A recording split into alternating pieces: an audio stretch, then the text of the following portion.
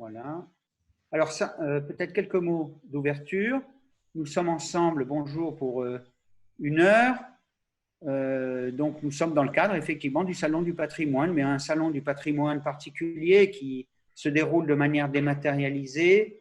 Nous savions, avant même les mesures qui ont été prises hier et avant-hier, que ce salon ne pourrait se tenir dans des conditions suffisamment sécuritaires, et donc le salon avait été tout simplement supprimé. Nous avons tenu à conserver les conférences, et donc nous sommes ici à la 3e conférence du salon qu'organise Sites et Cités Remarquables, à la 4e, j'en ai loupé une, de Sites et Cités Remarquables de France, donc ce réseau qui accompagne plus de 1200 communes dans leur politique patrimoniale, dans la mise en place de leur valorisation ou de leur restauration des centres anciens. Et donc, dans ce cadre-là, nous avons plusieurs sujets chaque année. Je rappelle que le Salon du patrimoine cette année avait pour thème donc, les territoires, et il nous semblait normal d'accueillir aujourd'hui, dans le cadre du partenariat que nous avons, 2 grandes entreprises françaises, le groupe Casino et l'entreprise EDF, avec qui nous collaborons depuis maintes années. Et d'ailleurs, Jean-François Escapil, ici présent, a été à l'initiative notamment de ce partenariat avec l'entreprise EDF. Et Michel Bouvard, qui est un peu notre grand témoin, qui est président d'honneur de Cités et Cités Remarquables, tout simplement parce qu'il en est aussi un des fondateurs, avec Martin Malvy, Yves Dauge et Jean Rouget, et donc qui va lui ouvrir ce propos dans la réflexion que l'on peut avoir sur le partenariat et le concept de partenariat aujourd'hui pour Cités et Cités Remarquables. Un mot là-dessus. Vous savez que notre rôle, c'est de s'occuper à la fois des villes et pays d'art et d'histoire, des sites patrimoniaux remarquables, puisqu'on les appelle ainsi depuis la loi de 2016, et nous avons donc un partenariat, on va dire institutionnel, avec le ministère de la Culture, bien sûr, avec le ministère de la Cohésion des Territoires, le ministère des Affaires étrangères, le ministère de l'Environnement, le ministère de la Défense. Mais au-delà de ces institutions et de ces ministères, nous avons voulu développer des partenariats avec les professionnels de l'architecture et de l'urbanisme. Je peux citer la CAPEB, l'ANA, les métiers d'art, les entreprises, qu'elles soient nationales ou locales. Ici, il y a 2 entreprises nationales. On peut parler aussi des établissements comme les hôpitaux, comme les universités. Et puis aujourd'hui, on va vers le secteur plus privé. Alors, la faïencerie à Gien, les émaux à Longwy, la chaux dans le pays de l'île Verne-Salambre, ou le monde viticole à Sancerre. Et aujourd'hui, on va entendre 2 grands témoignages, et celui de Michel Bouvard qui fait valoir aussi dans son territoire, en Savoie, des partenariats spécifiques dans le cadre justement, on pourrait dire, d'une nouvelle perspective dans laquelle s'inscrit le patrimoine. Alors, je passe tout de suite, oui, ça devait, je ne sais pas comment on passe les images, mais je vais passer la parole à Michel Bouvard. Un petit problème pour passer des diapos. Merci Jean-Michel, merci à toute l'équipe de Cités Cités d'avoir organisé et pu maintenir ces conférences sous forme dématérialisée. Et merci bien évidemment aux 2 partenaires présents du groupe Casino et d'EDF qui accompagnent notre association. Alors peut-être pour illustrer ce que peuvent être les partenariats et leur évolution, partir d'un exemple de territoire, puisque c'est ce dont il s'agit, en partant du territoire de la vallée de la Maurienne, qui est inscrit dans le premier pays d'art et d'histoire qui a été constitué en Savoie en 1991 dans le cadre de la valorisation du patrimoine des églises et chapelles baroques que l'on avait mené avec Michel Barnier à l'époque dans le cadre d'une aide, d'un partenariat pour le coup avec le ministère de la Culture et qui avait pour but de valoriser ce patrimoine hérité de la contre-réforme dans les États de Savoie que nous partageons d'ailleurs avec celui des vallées qui viennent de beaucoup souffrir dans le comté de Nice, de ces vallées de montagne qui étaient pour le coup dans le même état.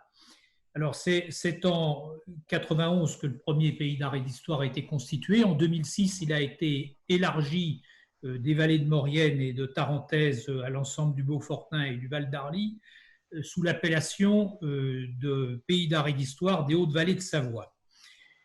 Ce patrimoine et cette action a été confiée, la mise en valeur de cette action a été confiée à la FACIM, qui est une fondation qui avait été créée par le préfet Grimaud lorsqu'il était préfet de la Savoie. Il a été un peu plus connu après comme préfet de mai 68 à Paris.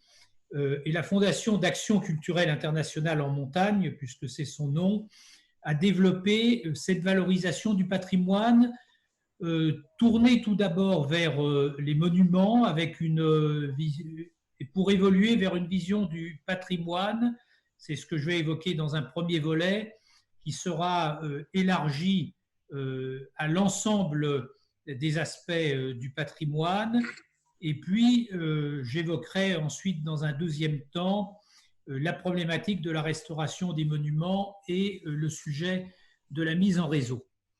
Alors, on est parti sur le patrimoine du pays d'art et d'histoire, je dirais, d'une déclinaison de thématiques, de visites et de valorisation développées à partir du baroque savoyard, au travers de l'action de la FACIM, vers les grands enjeux au sens beaucoup plus large du patrimoine savoyard. La première partie, c'est une approche du patrimoine traditionnel. On part du baroque, des églises, et puis on intègre ensuite les châteaux, les fortifications, avec un programme qui s'appelle Pierre Forte de Savoie, avant d'en venir à un programme sur le petit patrimoine rural autour de Terre de Savoie. Et à partir de 2009, on quitte cette approche traditionnelle pour aller vers une approche élargie dans le cadre d'un premier partenariat qui sera mené avec EDF sur les thématiques de l'hydroélectricité. Alors je pense que M. Escapil-Inchospé va en reparler dans un instant. Elle s'inscrit dans le prolongement d'un travail de mise en valeur qui avait été mené autour du petit patrimoine dans le cadre du programme Terre de Savoie, autour des moulins qui sont en fait les premiers usages de la force hydraulique. L'enjeu pour EDF à l'époque, c'est la diffusion d'une culture scientifique autour de ce qui est la première énergie renouvelable du pays. Plus de 50% de l'énergie renouvelable, c'est de l'hydroélectricité. Et sur les 25 gigawatts qui sont installés dans le pays, si je ne me trompe, 11,6 sont en Auvergne-Rhône-Alpes et notamment en Savoie, premier département de production d'énergie hydraulique. Des visites de centrales vont commencer en partenariat avec la FACIM à partir de 2013 et déboucher sur une appellation et une thématique maintenant connue sous le thème des chemins de l'hydroélectricité. L'enjeu, c'est de développer pour la Savoie du tourisme industriel à partir d'une approche patrimoniale en partenariat avec EDF en direction de la population touristique, mais aussi d'ancrer dans la mémoire collective ce qui a été la réalisation des grands ouvrages.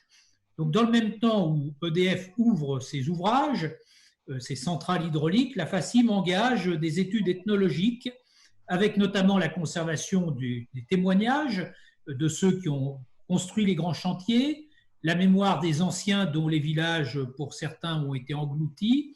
Et c'est donc toute une construction de mémoire patrimoniale et de valorisation du patrimoine qui est engagée.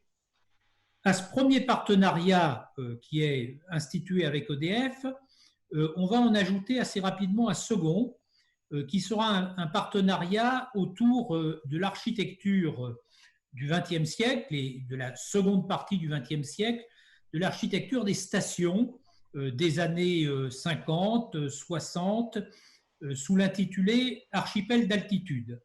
Alors, il s'agit là d'un partenariat qui a été mené avec les élus des stations mais aussi avec avec la Banque populaire des Alpes, qui a été un partenaire très important pour la mise en œuvre de ce programme, qui raconte l'histoire des stations, Courchevel, 1946, avec Laurent Chapis. C'est donc une histoire d'architecture d'abord, et ces équipes qui vont créer le concept de la station ski au pied, les arcs, Charlotte Perrault qui va traduire dans la construction et l'architecture touristique et l'habitat de loisirs les principes de Le Corbusier, les stations de Maurienne au Corbier et au Carélis, héritées du plan neige, des visites clés en main qui sont mises en place pour avoir une lecture d'une architecture qui a été décriée, dont on revient peut-être un peu aujourd'hui où une construction néo-Haïdi un peu généralisée a sans doute moins de succès. Il s'agit d'expliquer ce qui a été la geste architecturale d'une époque, économe de l'espace, des stations ski au pied, des espaces voitures réduits, en quelque sorte une approche un peu en avance sur son temps du point de vue de l'empreinte en termes de consommation d'espace. Alors, ces deux premières actions qui ont été menées par la FACIM vont être suivies par d'autres et avoir un mouvement, je dirais, un peu généralisé sur l'ensemble du territoire, tout d'abord sur la thématique du tourisme industriel. L'une des plus belles réussites, qui pour le coup n'est pas un partenariat, parce que c'est une initiative de l'industriel lui-même, c'est celle du musée Opinel, autour du célèbre couteau né dans la vallée de la Maurienne, à Albier, au-dessus de Saint-Jean-de-Maurienne. Le musée Opinel, c'est une explication de ce qu'a été une histoire industrielle familiale, vieille de plus d'un siècle, puisque le créateur de l'entreprise a fondé sa première forge autour de 1890. Aujourd'hui, c'est un musée de 700 mètres carrés qui a été multiplié par 2 en 2013 et qui permet de valoriser auprès du public le savoir-faire d'une entreprise familiale de 120 salariés qui exporte la moitié de sa production et qui réalise un chiffre d'affaires de 26 millions d'euros. Cette valorisation du patrimoine industriel, elle a porté aussi sur ce qu'est la grande tradition industrielle de la vallée de la Maurienne, c'est-à-dire l'aluminium, avec des partenariats construits avec Péchinet, avec Alcan, aujourd'hui avec Trimet, autour de l'espace Alu, à Saint-Michel-de-Maurienne, pour faire connaître l'histoire industrielle. Et on trouve là les premiers liens aussi avec l'histoire des mines de montagne, sur lequel nous avons les partenariats qui ont été construits avec l'Union européenne sur cette valorisation des mines de montagne, et notamment dans la vallée de la Maurienne, le Grand Filon à Saint-Georges-d'Urtière.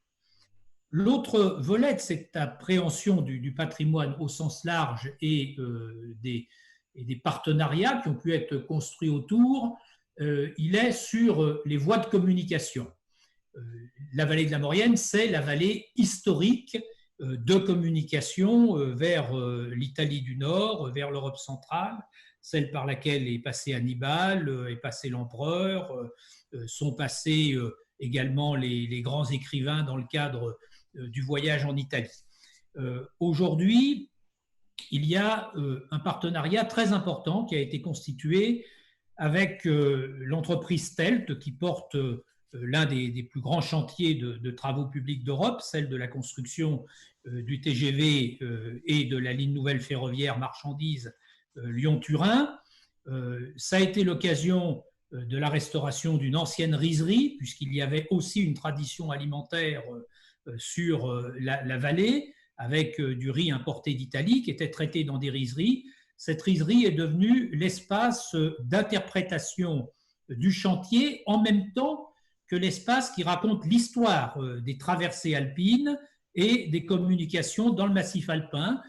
40 000 visiteurs sur une dizaine d'années ont fréquenté et fréquentent cette rizerie, qui est à la fois un outil de communication sur le chantier, un outil de mémoire, et qui s'inscrit dans cette même logique que le partenariat construit avec EDF autour de l'histoire des barrages et autour de la diffusion d'une culture scientifique et technique, puisqu'on y trouve des explications sur le fonctionnement des tunneliers, des histoires de la roche, des présentations des techniques de perforation des roches. Toujours sur ces aspects de communication, l'autre grand volet de la communication, au travers de la communication physique des ouvrages routiers ou ferroviaires, c'est la communication des ondes, avec l'ancêtre du télégraphe Chappe, qui a donné lieu à un partenariat avec le groupe La Poste, qui a permis la restauration de 3 barracons de l'ancien télégraphe Chappe, qui reliait par des sémaphores à signaux sous la période révolutionnaire et sous l'Empire, tout d'abord la ligne Paris-Strasbourg, puis la ligne Paris-Brest, et pour ce qui concerne le territoire de la Maurienne, la ligne Paris-Milan-Venise, qui est celle qui aura fonctionné le moins longtemps, mais c'est là où subsiste une partie des 120 barracons, des 20 barracons seulement qui subsistent sur les 530 qui existaient dans le pays au moment du télégraphe. Et nous avons eu une belle aventure il y a maintenant un peu plus d'un an, même cette année, puisque 3 barracons du télégraphe Chappe ont pu communiquer entre eux par signaux et restituer finalement ce qu'est cette histoire de la communication. Et ceci n'aurait pas été possible sans le partenariat avec le groupe La Poste.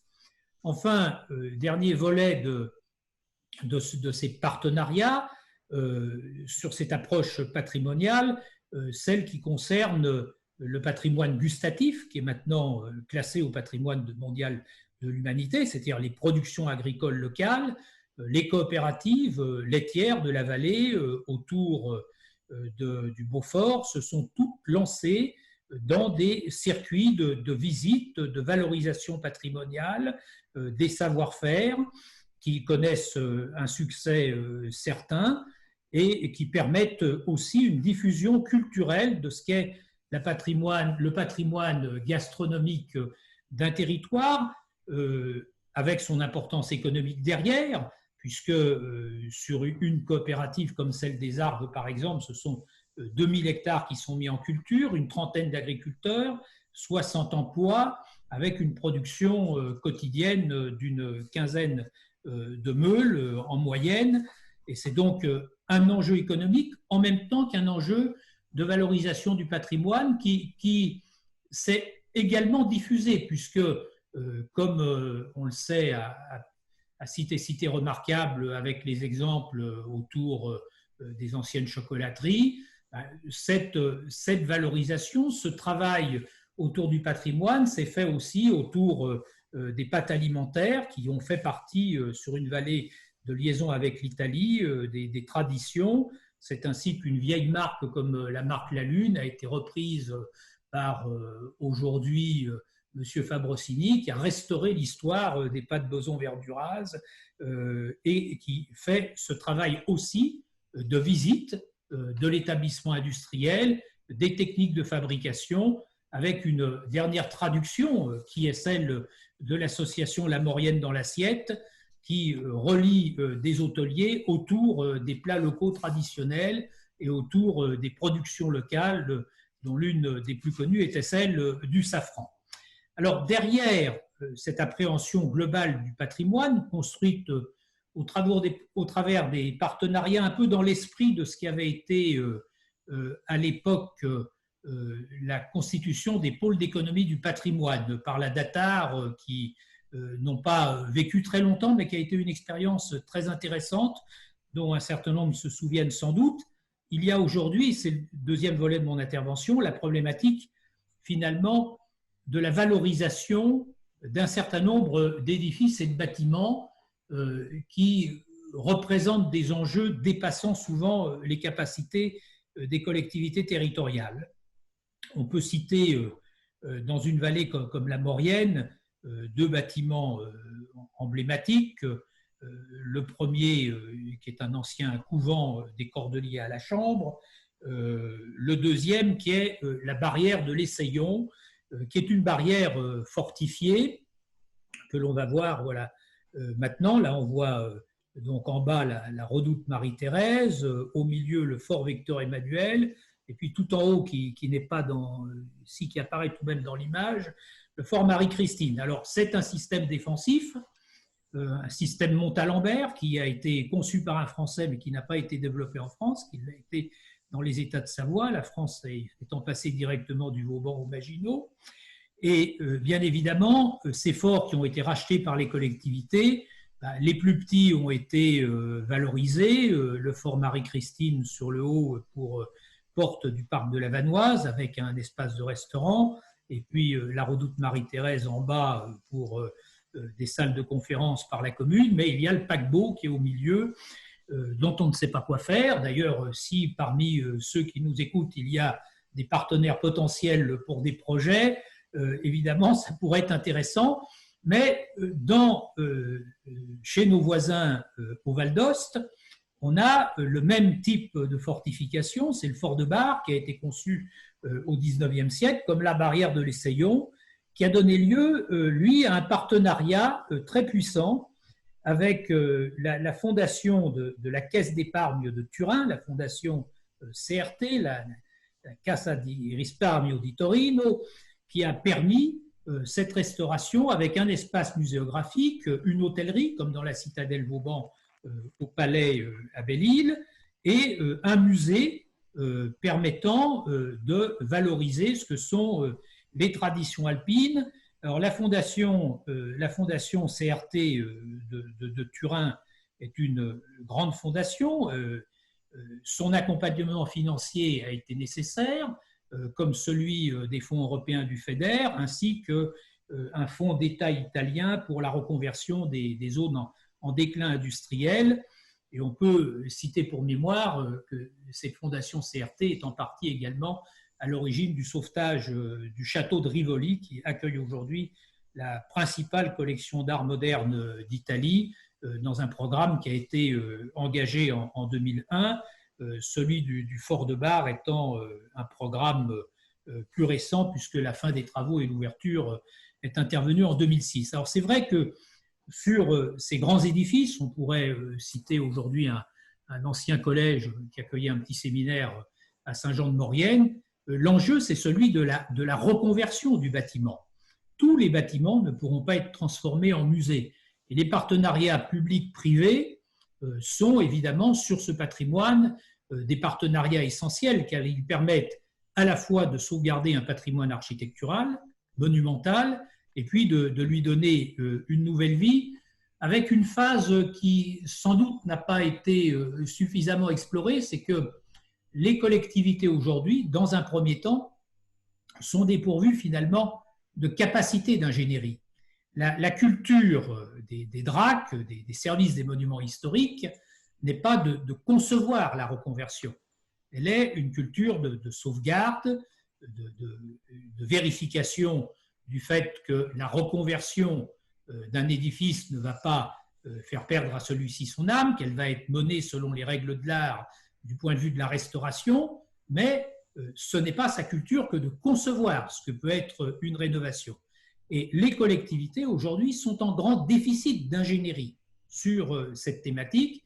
Il y a quelques entreprises spécialisées, je pense par exemple à Histoire et Patrimoine, qui est un groupe immobilier au sein de Cogedim, mais il y a finalement peu de spécialistes de ces questions, plus dans le secteur pour faire des appartements, parce qu'il y a la tradition de la loi Malraux, mais sur les grands édifices qui n'ont pas vocation à être reconvertis, et sans doute dans ce domaine-là, des partenariats pourraient être utiles.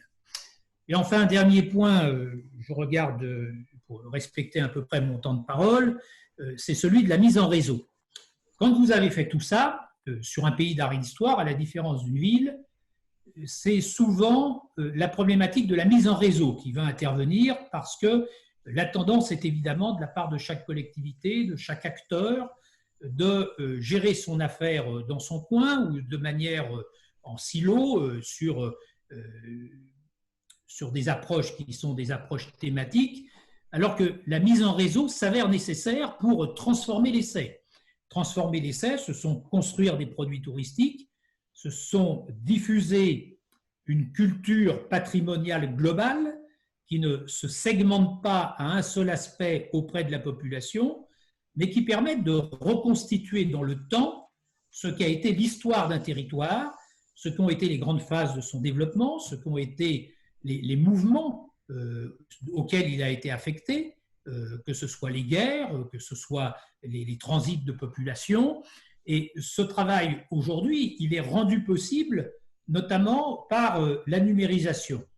Et là aussi, on s'aperçoit dans ce travail de valorisation, de partenariat, qu'il y a des besoins qui existent. Des besoins qui existent pour concevoir de nouveaux produits, pour les imaginer, pour faire finalement ce que l'on appelle d'une manière générale la transition numérique. Le patrimoine aujourd'hui n'a fait que partiellement sa transition numérique. Il est capable de restituer ce qu'ont été des monuments à différentes phases du temps, ce qu'ont été les villes à différentes phases du temps, mais il ne traduit pas encore dans une transition numérique une appréhension globale d'une valorisation du patrimoine et d'une mise en tourisme du patrimoine. Voilà ce qu'est ma contribution finalement pour cette conférence, en saluant évidemment toutes celles et tous ceux qui nous écoutent et en souhaitant que les partenariats qui sont indispensables au regard des enjeux colossaux du patrimoine français que les finances publiques ne pourront pas satisfaire eux seuls, en souhaitant que ces partenariats puissent se multiplier comme ceux que nous avons avec et Casino et EDF au niveau de notre association. Merci Michel. Tu as aussi cité La Poste, avec qui oui. nous développons d'ailleurs un partenariat actif. Bon, et c'était 2000, je ne savais pas à propos du télégraphe de Chappe ce travail qui avait été réalisé. En tout cas, on voit au travers de l'hydraulique, d'Opinel, des coopératives, que ce patrimoine, c'est un patrimoine en action. En fait. Ce n'est pas un patrimoine, comme tu l'as dit, qui est simplement un patrimoine sauvegardé, mais c'est au contraire une conception qui fait que le patrimoine est aujourd'hui pas simplement une ressource, mais est créateur d'emplois, que c'est quelque chose qui fonctionne, on pourrait dire. Et donc ça donne effectivement une vision beaucoup plus contemporaine, beaucoup plus dynamique de ce qu'on peut appeler le patrimoine et des partenariats qu'on peut imaginer. Alors, le groupe Casino, je pense, va tout de suite rebondir, si j'ose dire, puisqu'il a à la fois un patrimoine et en même temps, il a, une histoire à continuer. Il le fait dans des conditions économiques et notamment dans les centres anciens avec toutes les questions que nous nous posons aujourd'hui. Pierre Bourdereau.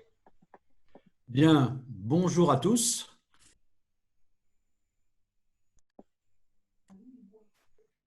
Ravi d'être là avec vous. Vous m'entendez là? J'ai eu un problème de micro. Non, enfin moi je t'entends très bien. C'est bon. Juste dire en introduction que j'ai été emballé par la présentation de Michel Bouvard. C'était vraiment très intéressant.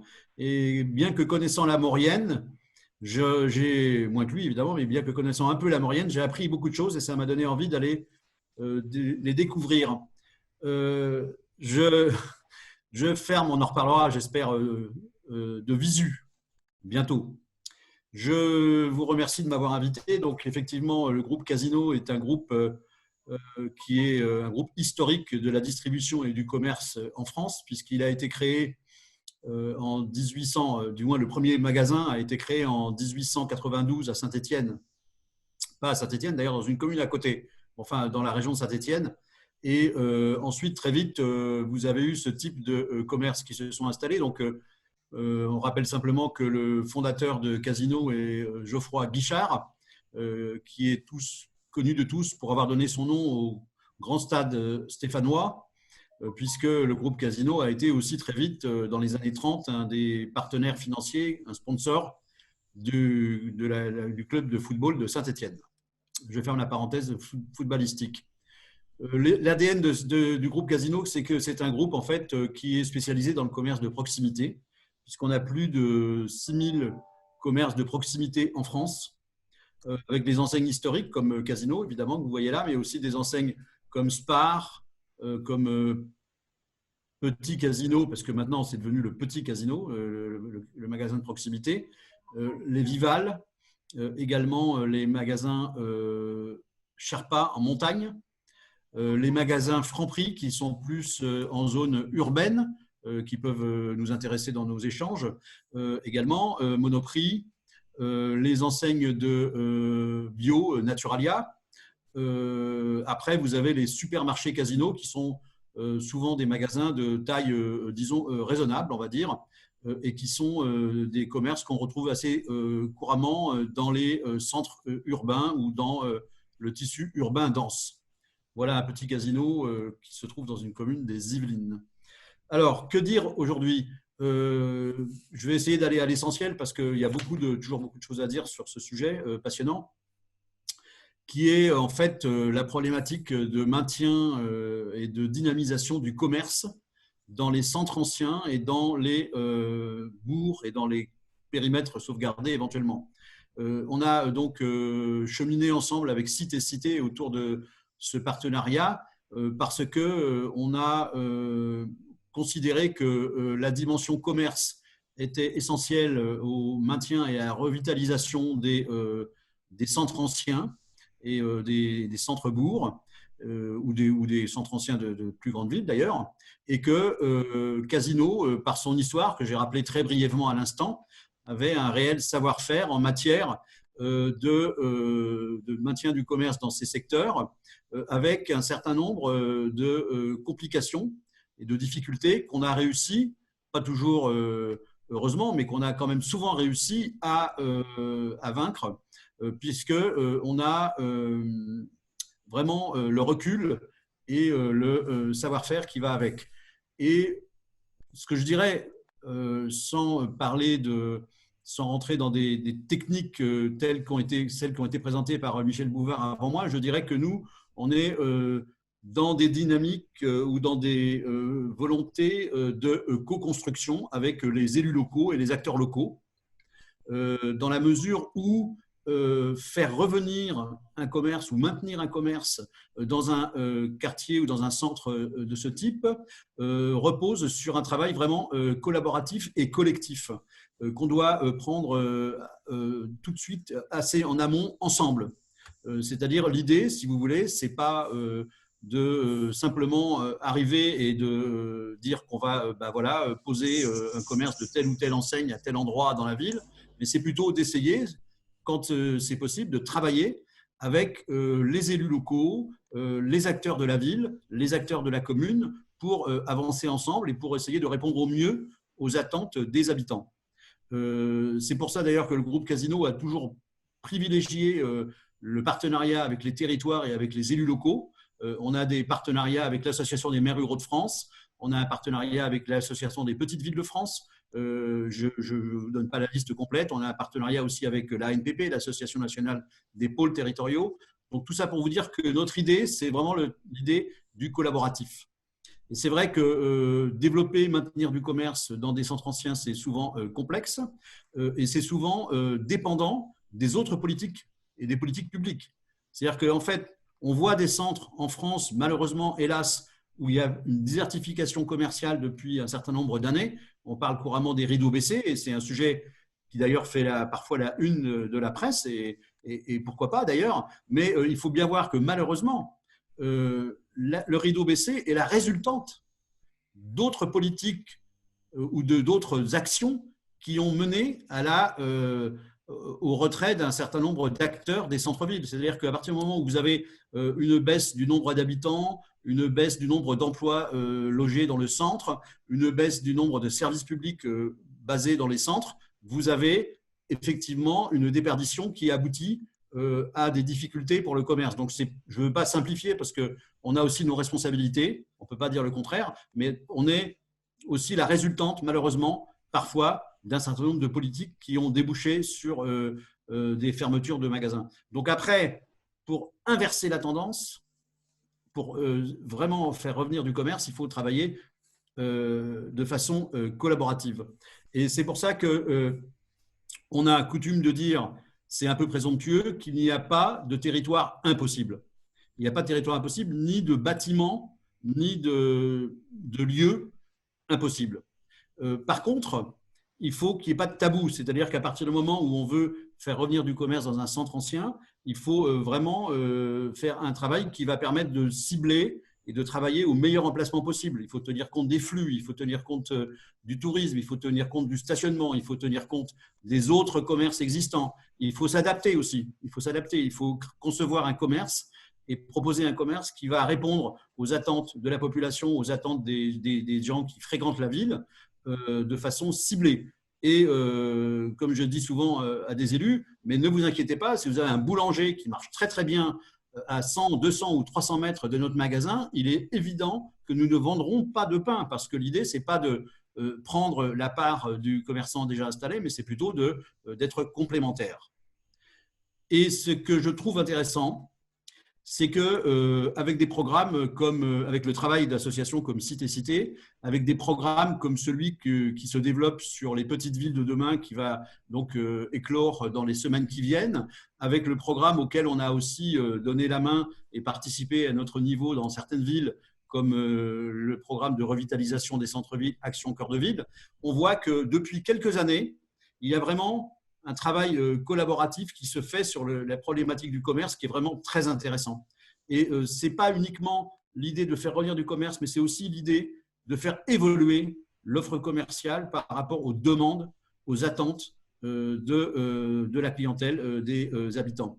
Je donnerai un exemple qui n'est pas forcément en prise totale avec nos centres anciens, mais par exemple le commerce rural, le maintien du commerce en milieu rural, c'est une problématique qui doit être prise en tant que lieu de destination où on va offrir le maximum de choses. C'est-à-dire qu'à partir du moment où on fait un petit Vival, voilà, un Vival, vous voyez le Vival qui est là en image, il est à Dôme, c'est une commune, c'est une bastide de Dordogne, et on vous montre bien un Vival qui s'est adapté vraiment au site. Par exemple, l'enseigne a été validée par les monuments historiques, par l'ingénieur des bâtiments de France, l'architecte des bâtiments de France. Voilà, donc c'est pour vous dire que le magasin, il est assez sobre d'ailleurs et il s'est adapté au site. Je ferme la parenthèse. Mais le commerce en milieu rural, par exemple, doit pouvoir être un lieu de destination qui abrite une infinité de services. Donc il faut toujours réfléchir avec les acteurs du territoire aux problématiques de services en général.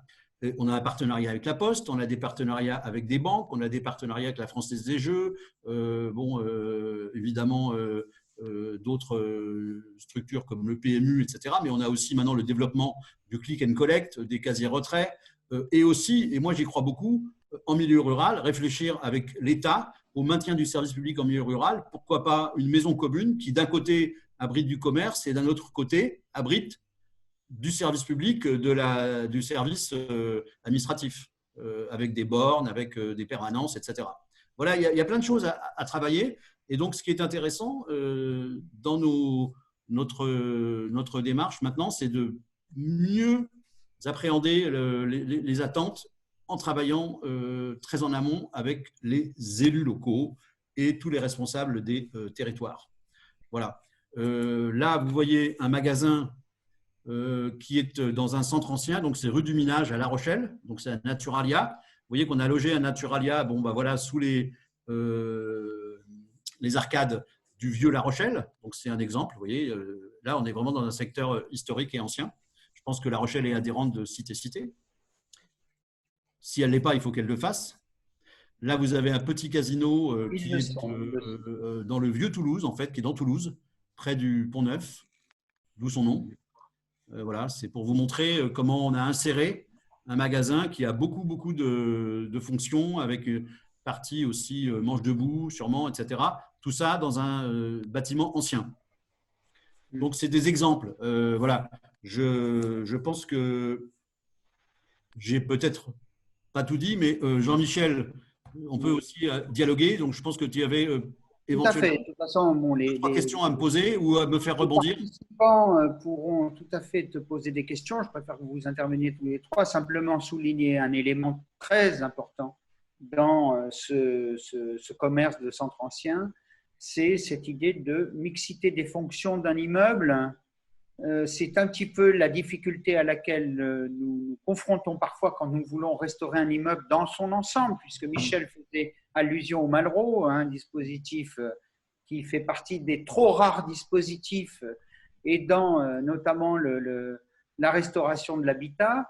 Bon, alors généralement, c'est bien ce problème des rez-de-chaussée qui peut se poser, soit quand on parle de reconquête des immeubles, parce que un immeuble a changé de fonction et il a été colonisé par le commerce de rez-de-chaussée et donc finalement les étages en ont été peu à peu interdits, soit quand au contraire on voudrait repenser justement cette mixité dont tu parlais, c'est-à-dire avoir des immeubles où on peut trouver un commerce. Tu parlais de services publics. J'ai vu des exemples où on a une antenne de la police, une crèche, un petit commerce et puis un local à vélo pour les gens qui habitent dans l'immeuble. Évidemment. Ces choses-là sont difficiles à réaliser, mais très certainement que c'est un des éléments qui fera cette convivialité, on pourrait dire. C'est pas le mot mixité des fonctions et technique. La convivialité qu'on doit trouver dans les centres anciens me parle mieux parce que ça fait partie des usages que les uns et les autres nous voulons avoir et des facilités d'usage que nous voulons avoir dans les centres anciens. Ça fait partie justement de cette nouvelle, on pourrait dire, maîtrise d'œuvre dont parlait aussi Michel Bouvard, à créer parce que parfois il nous faut plusieurs compétences pour penser ces projets multiples. Merci Pierre, on va… Pour compléter, je dirais que, juste un point, par rapport à ce que tu disais sur la mixité, il ne faut pas aussi oublier les fonctions de renseignement et d'information touristique qui peuvent être intéressantes sur des villes avec des périmètres sauvegardés, des villes anciennes. Et puis, j'ajouterais un dernier point, j'aurais dû commencer par là, un commerce type épicerie supérette peut commencer à 70 mètres carrés. C'est-à-dire qu'il n'y a pas besoin non plus à chaque fois d'avoir des surfaces gigantesques. Et on a des supérettes qui vendent l'essentiel et qui marchent très très bien dans des petites communes qui font 70 mètres carrés ou dans des faubourgs ou dans des petits quartiers. Donc c'est pour dire que les locaux, on peut aussi, en travaillant, les trouver relativement aisément. Merci. Merci Pierre. Alors, on va tout de suite passer la parole à Jean-François Escapil-Inchospé. Est-ce qu'il nous entend au bout du fil? Oui, bonjour à toutes et à tous. Je vous entends très bien. Est-ce que vous m'entendez? Allô? Parfaitement. Bon. Oui, tout à fait. Je coupe mon micro à chaque fois. Mais parfait. Je n'avais pas le retour de Jean-Michel, donc j'étais un peu inquiet. Mais si vous m'entendez, c'est très bien. Écoutez, donc, bonjour à toutes et à tous. Oui, effectivement, donc, moi, je travaille à EDF et je travaille plus particulièrement à EDF Hydro. Et je salue Michel Bouvard et Pierre Bordereau, ainsi que vous toutes et tous, évidemment, mais je suis très, très heureux d'être à leur côté, si je puis dire, cet après-midi. Notamment Michel Bouvard, que je considère comme un explorateur visionnaire des pays à réhistoire et tout son propos sur la FACIM et sur la qualité de travail qui a été développée au cours de ces nombreuses années entre EDF et la FACIM est pour moi très, très intéressant et a été source de nombreuses inspirations. Effectivement, comme l'a rappelé Jean-Michel, EDF et l'Association nationale des villes et pays à réhistoire, aujourd'hui Cité Remarquable, sont partenaires depuis 2013. Et tout simplement parce qu'à l'époque, en 2013, quand on entendait, nous, à EDF, parler d'art et d'histoire, ça faisait tout de suite écho, en tout cas au début de l'aventure commune au sein de l'hydroélectricité, à nos barrages qui étaient des ouvrages d'art en termes d'ingénierie, d'infrastructure et d'architecture, mais aussi évidemment des ouvrages d'histoire tant leur édification, leur construction a marqué le territoire, a été une sorte d'épopée territoriale. Donc, naturellement, on s'est rapproché de l'association nationale et on a développé depuis de très nombreuses relations et je tenais vraiment à saluer la qualité de ce partenariat qui aujourd'hui est porté au niveau national toujours par EDF Hydro, mais également par la direction communication d'EDF ce qui montre que ce partenariat s'est développé dans l'entreprise et c'est fort heureux. Alors, moi, je vous emmène. Je salue d'ailleurs Corinne Dupin, qui est, je crois, en communication avec nous en ce moment même. Parfait. Donc, effectivement, Corinne Dupin qui travaille à la direction de la communication et avec qui on travaille très étroitement autour de ce partenariat. Donc, salut à toi, Corinne, évidemment. Cette image pour démarrer, qui illustre quelque part la connexion et la relation étroite entre un barrage et son territoire, en l'occurrence le barrage de Bord-les-Orgues, puisqu'on va illustrer le propos partenarial et la question de la revitalisation aussi des territoires sur ce territoire qui est Bord-les-Orgues, qui se situe en Corrèze, aux confins de 3 départements, le Cantal, la Corrèze donc, et le Puy-de-Dôme, mais aussi de 2 régions administratives, la Nouvelle-Aquitaine et Auvergne-Rhône-Alpes. Et cette photo illustre bien la présence du barrage et puis à ses pieds, ce qui est une singularité, on ne trouve pas ça partout, la commune de Bord-les-Orgues avec les habitations, le début on voit se dessiner un bout de la vallée de la Dordogne, et puis le centre-ville qui est un peu plus en aval dans un virage sur la droite. Et donc cette connexion est tout à fait intéressante et montre bien la spécificité et la responsabilité, j'ai envie aussi de dire, de la présence d'un outil industriel qui produit de l'hydroélectricité de cette dimension. Et tout ça fonde aussi des éléments de la relation qu'il s'agit d'avoir en tête. Alors, on se situe en vallée de la Dordogne. La vallée de la Dordogne a obtenu en 2012 le label Réserve mondiale de biosphère, délivré par l'UNESCO. Ce qui pour nous est très très important parce que c'est une reconnaissance qu'il y a une conciliation possible entre une haute qualité environnementale du domaine du vivant, de la biosphère, et des activités économiques humaines, dont la présence de grands barrages hydroélectriques dans la vallée. Et donc pour nous, cette reconnaissance par l'UNESCO est très encourageante. Et elle s'inscrit dans un programme qui s'appelle Men and Biosphere, qui encourage les approches novatrices pour un développement économique respectueux des valeurs sociales, culturelles et écologiques, avec un équilibre à trouver et durable entre les nécessités qui sont parfois conflictuelles de conserver la diversité biologique et de promouvoir également le développement économique. Donc, fort de cet environnement-là et de ce contexte-là, quelque part, on montre aussi notre exigence et notre ambition sur ce territoire dans la dynamique des partenariats qu'on a développés avec aussi l'appui de sites et cités remarquables. Dans le visuel suivant, on voulait revenir sur le rapport précisément à l'histoire du territoire et à ce qu'a représenté, il y a maintenant près de 70 ans, on va fêter en 2021, donc l'année prochaine, les 70 ans du barrage de Bord-les-Orgues, ce qu'a représenté un chantier pour la construction de ces ouvrages. Cette épopée industrielle et cette épopée de territoire qu'a souligné Michel Bouvard tout à l'heure, elle s'est illustrée également au moment de la construction du barrage de Bord-les-Orgues, qui était un chantier hors norme, qui a compté jusqu'à 1500 ouvriers en 1949. Et donc, il faut aussi se contextualiser à cette époque-là et imaginer ce que ça représentait pour un territoire comme Bord-les-Orgues, ce chantier de cette envergure-là. Et ce chantier qui a permis de construire le principal réservoir de la vallée de la Dordogne. On parle de 500 millions de mètres cubes. Donc, c'est un lac de retenue très, très important qui couvre plus de 1000 hectares et qui a une longueur de 21 km de long. Donc, un chantier comme celui-là illustre aussi les cycles de territorialisation que l'industrie hydroélectrique peut avoir tout au long de son histoire. Pour paraphraser, moi je vis à Limoges, et pour paraphraser un philosophe qui s'est établi à Saint-Léonard de Noblat, Gilles Deleuze, pour ceux qui le connaissent.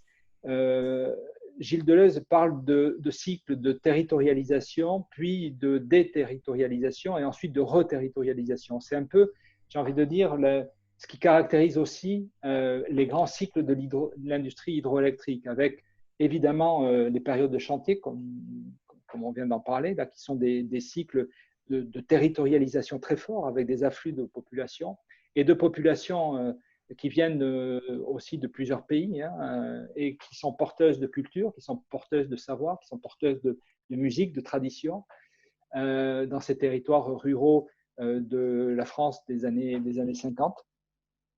Et puis, une fois que cet afflux de population qu'il faut loger aussi, qu'il faut accueillir,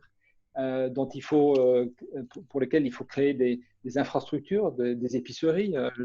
Le clin d'œil à M. Bourdereau, hein, dans les cités qui s'édifiaient pour accueillir et héberger ces populations de travailleurs et de concepteurs de barrages. Il y avait aussi des magasins, hein, des écoles et des magasins. Bref, c'était des périodes de territorialisation très denses. Et puis ensuite, une fois que le barrage était construit, le pilotage de cet ouvrage nécessitait moins de personnes, et donc certaines partaient, et d'autres s'établissaient et faisaient leur vie ici. Et puis après, il y a aussi les territoires évoluent, les territoires souffrent. En France, dans les territoires ruraux sont confrontés à des difficultés, elles ont été évoquées tout à l'heure. Et donc, se posent collectivement les questions de comment est-ce qu'on peut revitaliser, reterritorialiser les choses. Et c'est tout à fait exaltant de se placer à nouveau dans ces cycles-là. Alors, un chantier comme celui-là aussi se caractérise par des dynamiques de transformation et de bouleversement qui sont parfois difficiles, douloureux, beaux, hein, il y a des transformations de paysages, mais il y a aussi des difficultés liées au sort des populations, puisqu'il y a des villages qui ont été engloutis, 3 en l'occurrence, au moment de la construction du barrage, et il a fallu déplacer, exproprier des populations. Et donc, tout ça aussi caractérise ces grandes épopées industrielles. Avec Cité Remarquable, nous nous sommes posé la question de comment, autour du patrimoine, on pouvait faire preuve de cette inventivité et de cette innovation que je rappelais tout à l'heure dans le cadre de l'UNESCO. Et on s'est posé la question comment est-ce qu'on peut, à travers des ateliers qu'on a développés et animés avec mes collègues d'EDF, comment est-ce qu'on peut allier innovation et patrimoine? Comment est-ce qu'on peut développer, et ça fait l'objet d'un atelier dans le Congrès national de Cité Remarquable à Calais en 2017, comment est-ce qu'on peut allier valorisation des patrimoines et nouvelles logiques de partenariat, et toute cette réflexion, tous ces échanges avec tout le réseau Cité Remarquable, et puis aussi avec tous les acteurs engagés qui participaient à ces réunions, nous ont permis de nous forger beaucoup de visions et de méthodes nouvelles autour de l'attractivité territoriale, de la revitalisation des territoires et du développement touristique autour du patrimoine. Et appliqué à Bord-les-Orgues, on s'est inscrit dans une politique ambitieuse lancée par notamment la ville de Bord-les-Orgues, mais aussi d'autres acteurs institutionnels autour de ce territoire. Politique ambitieuse de revitalisation du centre-ville de Bord-les-Orgues qui souffrait, hein, comme beaucoup de centres-villes en milieu rural, et qui a développé une action très volontariste et dans laquelle on s'est inscrite, nous, EDF, en développant, et c'est à l'image, un espace de coworking où on a développé de nouvelles méthodes de travail, de nouvelles méthodes d'animation, de façon à, autour de cette idée qui nous mobilisait pas mal avec Jean-Michel et puis toute l'équipe de Cité Remarquable, de nouvelles fabriques des partenariats, on a développé cet espace, et dans cet espace, on a créé des projets d'attractivité, de développement touristique autour des patrimoines. Si on passe à la diapositive suivante, on peut avoir quelques illustrations et quelques fruits de ce travail qui a été imaginé de façon participative dans ce lieu. J'ai parlé de l'engloutissement de 3 villages au moment de la mise en eau du barrage. Ça a créé aussi ce paysage somptueux, ce lac magnifique qui est le lac de Bord-les-Orgues, avec le château de Val que vous voyez, qui domine ces eaux et qui est un point touristique très attractif et très fréquenté. C'est l'un des premiers sites de fréquentation touristique de cette partie de la Corrèze et du Cantal.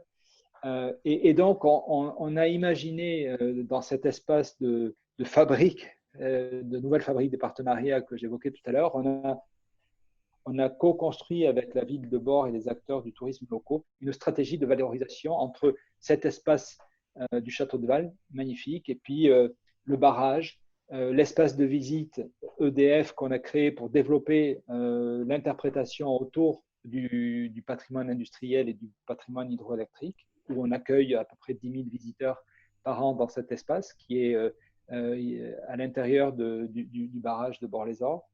Et donc, on a travaillé sur des actions de promotion communes, de valorisation croisée, de politique d'animation. On a développé à l'intérieur de la chapelle du Château de Val une exposition scénographiée et designée avec des designers sur la construction du barrage.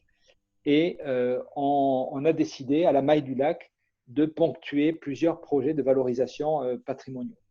On a décidé de valoriser aussi, juste en face, sur l'autre rive du lac, juste en face du Château de Val, on a dédié un lieu qui est une ancienne chapelle d'un des villages engloutis, qui était sur un promontoire rocheux et donc qui n'a pas été immergé. On a développé dans ce lieu hautement symbolique une exposition permanente sur une grande campagne de collecte d'archives orales qu'on a lancée entre 2011 et 2015 auprès des populations, des habitants qui avaient connu l'engloutissement de la vallée. C'est un programme unique par son ampleur, par sa dimension, qu'on a mené avec les archives départementales de la Corrèze et du Cantal. Et ce travail absolument unique qui a permis à la fois de donner un statut à ces habitants et donc une reconnaissance plus de 60 ans après la construction du barrage de leur souffrance et de leur douleur, mais aussi on leur a donné la garantie que cette mémoire allait être transmise et aux générations futures et conservée dans les archives départementales. Et donc, on a créé dans cette chapelle des Manants une exposition mise en son, sonorisée, qui valorise cet élément important du patrimoine immatériel. Et puis, il y a aussi la cité de la Plantade. J'évoquais tout à l'heure la nécessité de développer l'accueil pour les populations qui avaient construit le barrage. C'est une singularité aussi à Bord-les-Orgues que la cité qui a été édifiée à l'époque pour accueillir ces bâtisseurs est aujourd'hui, non seulement elle n'a pas été détruite comme beaucoup d'autres cités de ce genre, mais est aujourd'hui un quartier complètement intégré dans la commune de Bord-les-Orgues avec une identité très forte.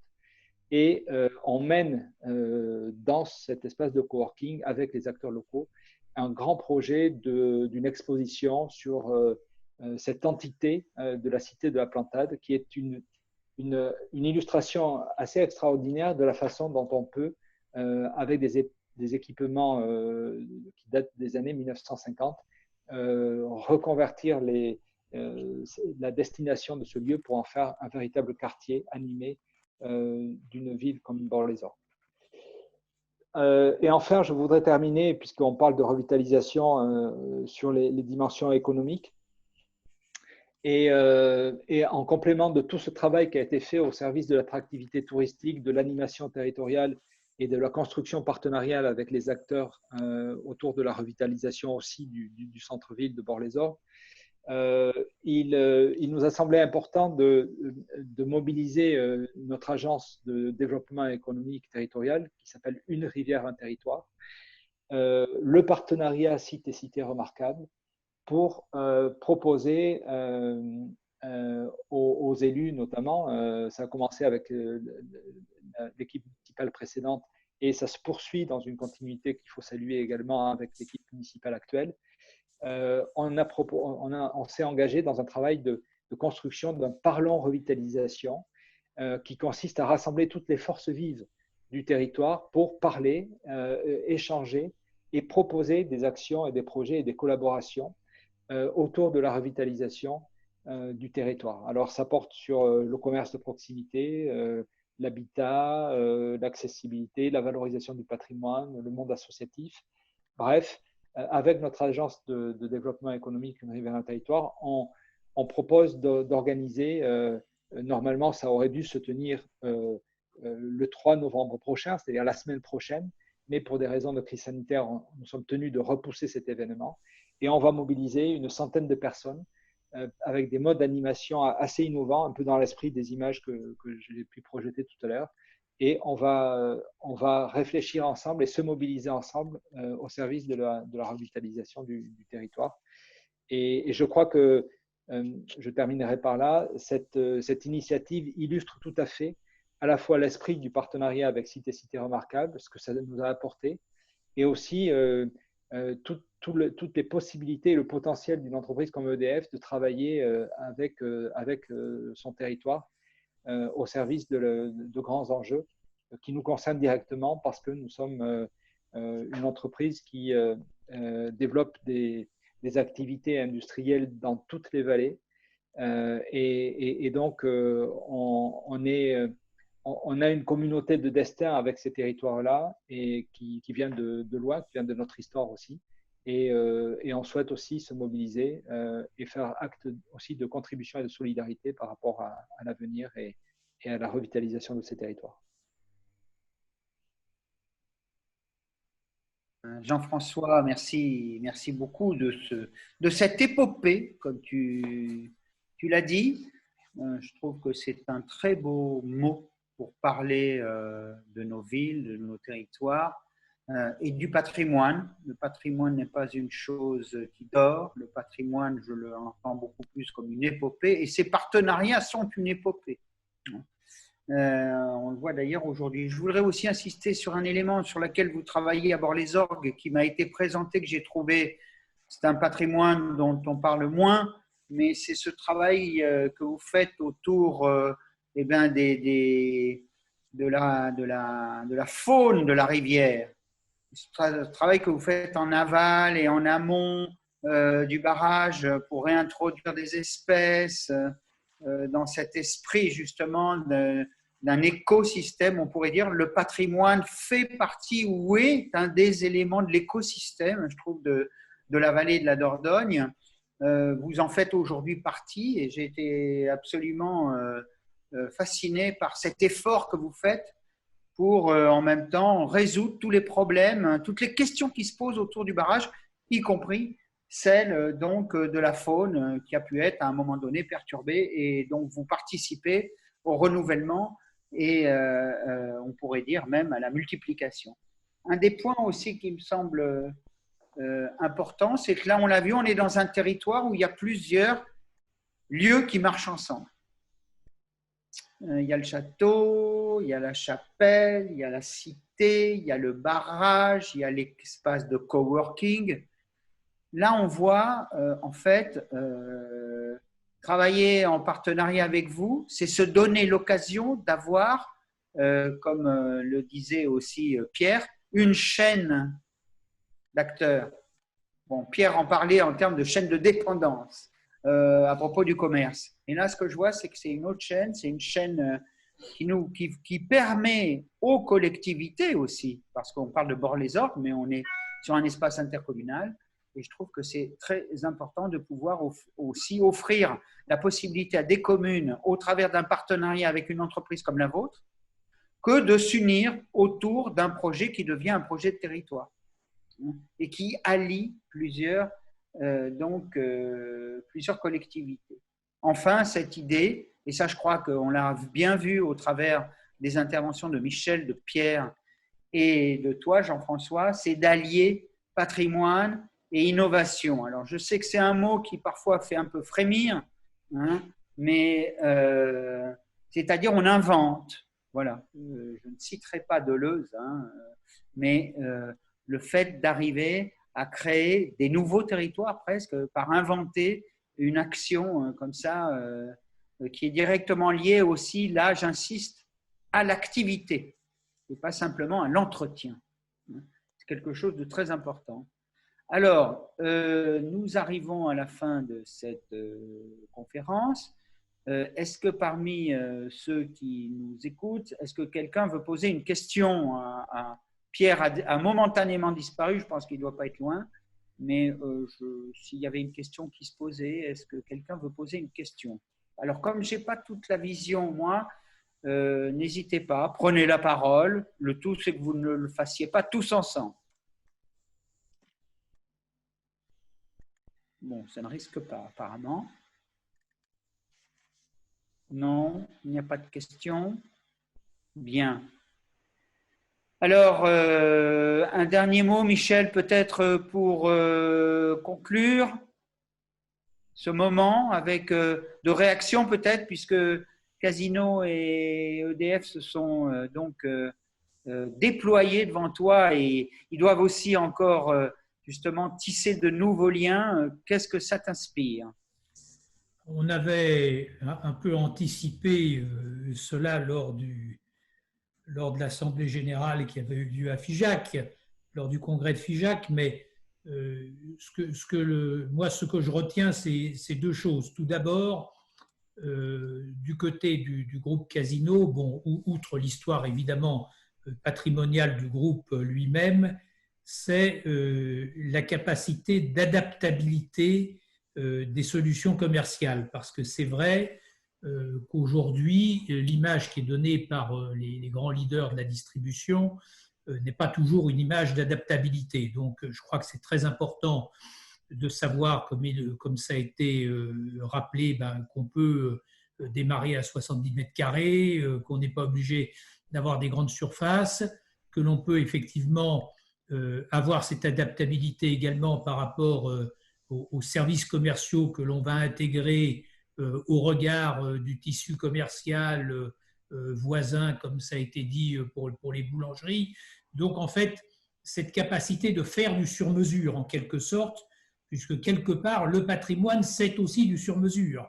S'il y a un endroit, je veux dire, où on ne peut pas standardiser les choses et dupliquer les choses, c'est bien dans le domaine du patrimoine qui nécessite d'avoir effectivement des cohérences et des pratiques, mais aussi de pouvoir les adapter en fonction des territoires sur lesquels on doit les déployer et les appliquer.